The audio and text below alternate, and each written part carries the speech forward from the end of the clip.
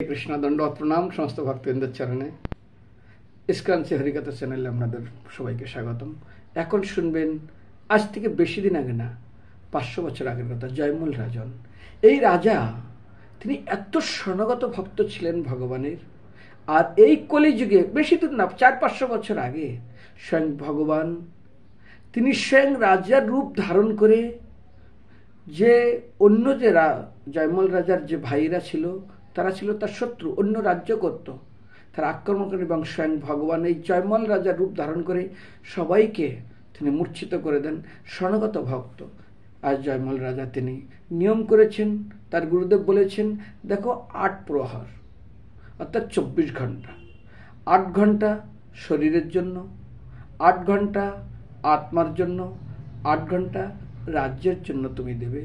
তাই করলেন এবং তিনি অত্যন্ত নিয়ম নিষ্ঠা সহকারে তার গুরুদেবের নির্দেশ অনুসারে তিনি কি করেন না, তিনি ভগবানের সেবা করেন। তো তিনি ভগবানের মানস সেবা করছেন, এই সুযোগ পেয়ে তার পড়োশী রাজা অর্থাৎ তার ভাই ছিল, তারা আক্রমণ করলেন এই জয়মল রাজা রাজ্য এবং আক্রমণ করে চারিধারে রাজ্য ঘিরে নিয়েছেন। আর জয়মল রাজার নিয়ম ছিল, যখন তিনি ভগবানের সেবা করবেন কেউ যেন তাকে কোনো বাধা না দেয়, যে বাধা দেবে তাকে গর্দান দিবেন। এত কড়া আইন ছিল। মা কোনো উপায় না দেখে গেছিল, কিন্তু তিনি এত তন্ময় ছিলেন, মার কথা তিনি বুঝতে পারলেন না। এদিকে সবাই অত্যন্ত উদ্বিগ্ন। ভগবান দেখলেন, আরে এ তো আমার সেবায় অত্যন্ত নিমগ্ন, মানুষের সেবা করছে। ভগবান কি করলেন, জয়মল রাজার রূপ ধারণ করে জয়মল রাজার ঘোড়ায় উঠে অপর পক্ষের সৈন্যের সঙ্গে একাই যুদ্ধ করলেন। যেমন ভগবান রামচন্দ্র তিনি যখন খরদূষণের সঙ্গে যুদ্ধ করেছিলেন, ভগবান এমন রূপ নিলেন খরদূষণকে, ওরা খরদূষণের যে সৈনিকরা ছিল রাক্ষসরা একজন আরেকজনকে রামের মতো দেখছে, ইয়ে ওকে মারে ওকে মারে, একে মারে ওকে মারে, এইভাবে তারা সমাপ্ত হয়ে যায়। ঠিক আজ ভগবান নিজেকে অনেকভাবে বিস্তার করে তার পড়োশী যে রাজা তার সঙ্গে এমন যুদ্ধ করে সবাইকে ধরাশায়ী করে দিলেন।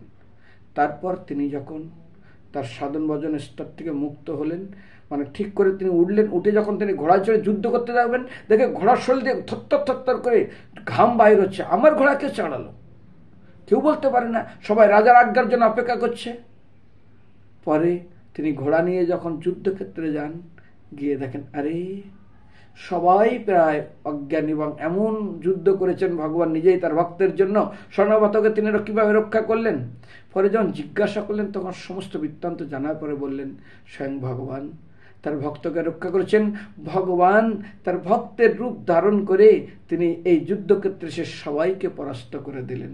তো স্বর্ণগত ভক্তের এটাই হলো অত্যন্ত উজ্জ্বল দৃষ্টান্ত, ভগবান তার ভক্তকে কিভাবে রক্ষা করেন। হরে কৃষ্ণ। যেমন শুনছেন জগন্নাথপুরীতে রাজা পুরুষোত্তম দেব তিনি যুদ্ধক্ষেত্রে গেছিলেন কাঞ্চিপুরমে, এবং কাঞ্চিপুরমে তিনি যখন গেছেন প্রথমবার হেরে আসেন, এবং কাঞ্চিপুরের রাজা বলে, যদি এইবার আমি জগন্নাথের এই পুরুষোত্তম দেবকে হারাতে পারি তো জগন্নাথকে আমার গণেশের পিছনে বসাবো। আর রাজা বলেন, যদি আমি তোমাকে হারাতে পারি তাহলে আজ এই কাঞ্চিপুরমের গণেশকে আমি জগন্নাথের পিছনে বসাবো। কিন্তু ঘটনা সেটা ছিল না, ছিল তার স্ত্রীর কন্যার সঙ্গে আজ এই পুরুষোত্তম দেব রাজার বিবাহ। কিন্তু তিনি প্রথমবার গিয়ে হেরে এসেছিলেন, পরে গিয়ে জগন্নাথকে বললেন, জগন্নাথের শরণাগত হলেন। আর জগন্নাথ নিজেই কৃষ্ণ বলরাম গিয়ে তাদের বিরুদ্ধে যুদ্ধ করলেন।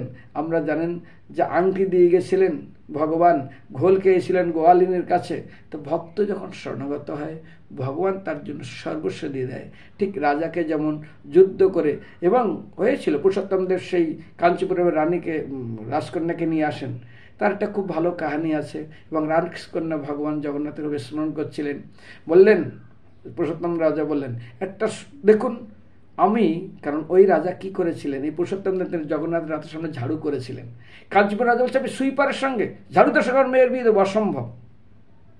যাই হোক, যখন কাঞ্চিপুরের মেয়েকে তিনি নিয়ে চলে আসেন পুরুষোত্তম দেব রাজা, তার মধ্যে একে একটা ঝাড়ুদার সঙ্গে বিবাহ দেবে। বলে ঠিক আছে। ঠিক এদিকে রথের আগে ভগবান ঝাড়ু দিচ্ছে, আর মেয়ে খুব ভগবানকে ডাকছে। কোন মেয়ে? কাঞ্চিপুরমের কন্যা। হে ভগবান, আমার কপালে কি গতি আছে জানি না।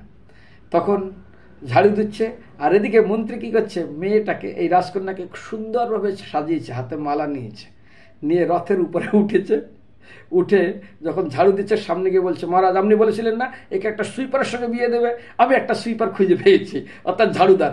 আপনি হলেন সেই ব্যক্তি। মেয়েটাকে বলো পরাও তুমি মালা।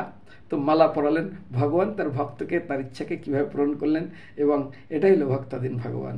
হরে কৃষ্ণ।